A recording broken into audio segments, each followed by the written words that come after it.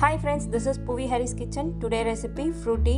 Frooti இனிமேட்டு கடையில் வாங்காமல் வீட்டிலே ஈஸியாக பண்ணலாம். கண்டிப்பாக ட்ரை பண்ணி பாருங்கள். ரொம்ப டேஸ்ட்டாகவும் கலர் எதுவுமே சேர்க்காமல் நம்ம கைப்பட செய்கிறதுனால சுத்தமாகவும் இருக்கும்.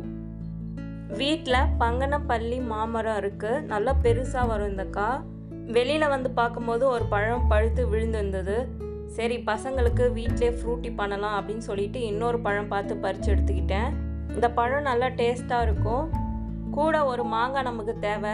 ஸோ நான் ஒரு மாங்காவும் பறித்து எடுத்துக்கிட்டேன். 2 மாம்பழம் ஒரு மாங்காய் எடுத்துக்கிட்டு நேராக கிச்சனுக்கு வந்தாச்சு. மேலே இருக்கிற தோலை சீவி எடுத்துக்கோங்க. ஒரு சில மாம்பழத்தில் தோல் சீவி எடுக்க முடியாது. ஸோ நீங்கள் வந்து தோல் இல்லாமல் பழம் மட்டும் கட் பண்ணி பீசஸாக எடுத்துக்கோங்க.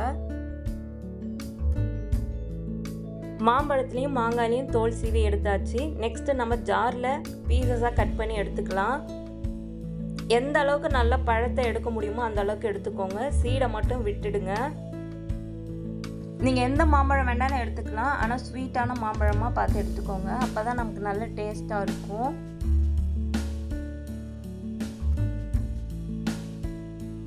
ரெண்டு மாம்பழம் பீஸையும் கட் பண்ணி ஜாரில் சேர்த்தாச்சு. நெக்ஸ்ட்டு ஒரு மாங்காய் பீசஸை குட்டி குட்டி பீசஸாக கட் பண்ணி சேர்த்துக்கோங்க. அப்போ தான் அரைக்கிறதுக்கு ஈஸியாக இருக்கும். ஃபஸ்ட்டு தண்ணி சேர்க்காமல் அரைச்சி எடுத்துக்கோங்க. அப்புறமா கொஞ்சமாக தண்ணி சேர்த்து நல்லா நைஸாக அரைச்சி எடுத்துக்கோங்க. எந்த அளவுக்கு நல்லா நைஸாக அரைச்சி வந்திருக்கு பாருங்கள். இப்போ நெக்ஸ்ட்டு நம்ம கடாயில் கொதிக்க வச்சு எடுக்கணும். கடாய் சூடானதும் அரைச்ச மாம்பழம் விழுதை சேர்த்துட்டு 1/2 கப் தண்ணி சேர்த்துட்டு நல்லா மிக்ஸ் பண்ணுங்கள். ரொம்ப அதிகமாக தண்ணி சேர்க்கக்கூடாது, கொஞ்சமாக தான் தண்ணி சேர்க்கணும். கட்டி இல்லாமல் நல்லா மிக்ஸ் பண்ணணும் கைவிடாமல். அப்போ தான் நல்லா ஸ்மூத்தியாக இருக்கும். அடி பிடிக்காமல் நல்லா மிக்ஸ் பண்ணிக்கிட்டே இருங்க. லோ ஃப்ளேமில் இல்லை மீடியம் ஃப்ளேமில் வச்சு குக் பண்ணணும். 1/2 கப் சுகர் சேர்த்துட்டு நல்லா மிக்ஸ் பண்ணுங்கள். சுகர்லாம் நல்லா மெல்ட் ஆகட்டும். உங்களுக்கு சுகர் இன்னும் கொஞ்சம் தேவைன்னா நீங்கள் ஆட் பண்ணிக்கலாம்.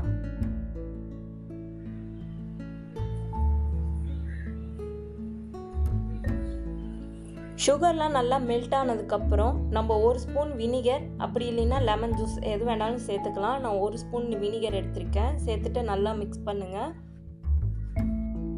அப்பப்போ நல்லா மிக்ஸ் பண்ணிக்கிட்டே இருங்க. அடி பிடிக்கும், அடி பிடிக்காமல் பார்த்துக்கோங்க. கொதிக்க ஆரம்பிச்சிருச்சு. கொதித்து ஒரு 5 மினிட்ஸ் கொதிச்சா போதும். ஸ்டவ் ஆஃப் பண்ணிடலாம். கொதிக்க ஆரம்பித்ததுக்கப்புறம் ஒரு தடவை நல்லா மிக்ஸ் பண்ணிவிட்டு அப்புறம் ஆஃப் பண்ணுங்கள். ஒரு பாத்திரத்தில் மாற்றி எடுத்துக்கோங்க. ஜூஸை இருக்கிறதுலே குட்டி ஹோல் உள்ள ஃபில்டர் எடுத்து ஃபில்டர் பண்ணிக்கோங்க. அப்போ தான் நமக்கு நல்லா ஸ்மூத்தி ஸ்ட்ரக்சராகவும் டேஸ்ட்டாகவும் இருக்கும்.